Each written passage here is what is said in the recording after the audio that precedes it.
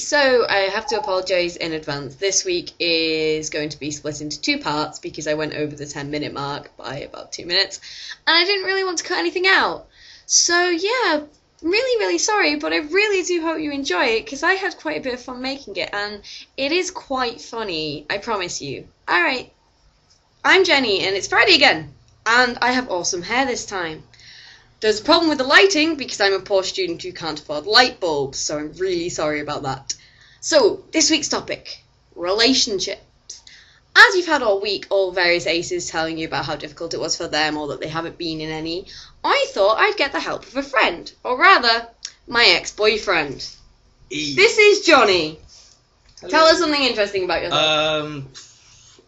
This facial hair is for a bet, rather than personal choice there. I do English at the same university as Jenny. Do too much theatre, too much writing, and no work at all. And in this lighting, I look like some sort of dark Victorian villain, which he's loving. So, on to the first point. Right, so the first thing we're going to discuss is how important it is to tell the person you're after dating and when you should tell them. So, when exactly did I tell you? Well, right from the beginning. I mean, from quite significantly before we started going out. Indeed. There was a fun discussion in which she basically got told, you're not getting any. Yeah. And were you okay with that? Yeah, I mean, I am not asexual. I love sex. It's great. But yeah, imagine meeting a guy, being really quite attracted to them, and then finding about this terrible relationship they have. And they're a womanizer, and everybody knows. And what was the warning going around? Don't sleep with Johnny. First rule. That was great. So, it was an interesting one, wasn't it? Yes. But that said, it was not a sort of a vital element of a relationship for me. It wasn't a deal breaker. I enjoy it, but it's not.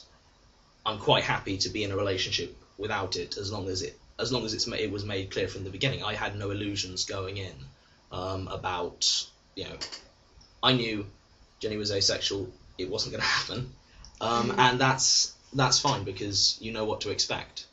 But what would you not recommend that people do then? Wait. Don't start a relationship without the other person knowing, and especially don't sort of insinuate anything even vaguely sexual.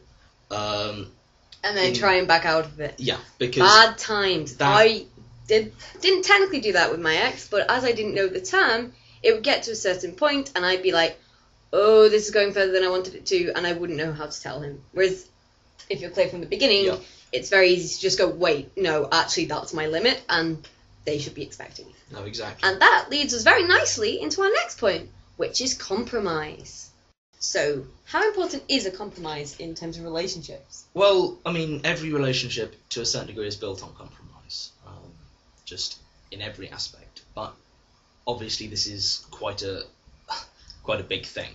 So it's not the difference between compromising on a chick flick or going to see Iron Man 2. Of course, Jenny very much wanted to go see Iron Man 2, but so this given how big a thing it is not a compromise that can ever be.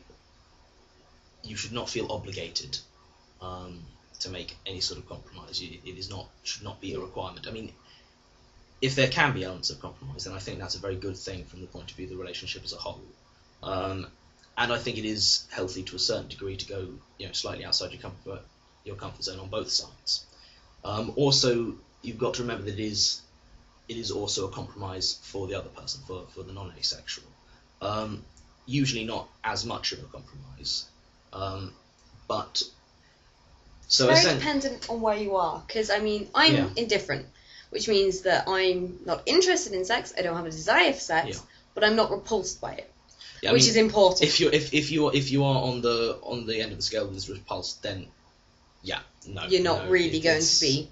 But even then, if you end up dating, you shouldn't be looking for somebody who's going to expect you to. In the same sense that I wouldn't date somebody who couldn't deal without sex, because it's not fair on them as much as it's not fair on them to expect me to suddenly have so, this I mean, desire. if there is the possibility of compromise to one degree or another, then I think it's a good thing for the relationship. But if there isn't, that's again, it shouldn't be an obligation. It shouldn't be a requirement in this sense. It's also important to note that there are other forms of compromise that could be quite healthy for a relationship. For instance, say I was on the repulse end and still was attracted to this one or whatever. I would have been quite happy for him to go out and have sex with other people. Because, I mean, I think somebody else said this in their video this week, that it depends on what you consider cheating. If you consider cheating having sex with someone else, that's going to be a problem for you. If you consider it the emotional side of things, it could work out quite well if they go and get rid of their sexual desire on others. It's a very individual thing about where you lie, not only in terms of sexuality, but in terms of your attitudes towards relationships and romance and all this sort of thing. So it's not a simple, it's not purely the sexual aspect which is possible for compromise one way or the other. Okay, so I think that's also covered on compromise. Yeah, so awesome. Next point.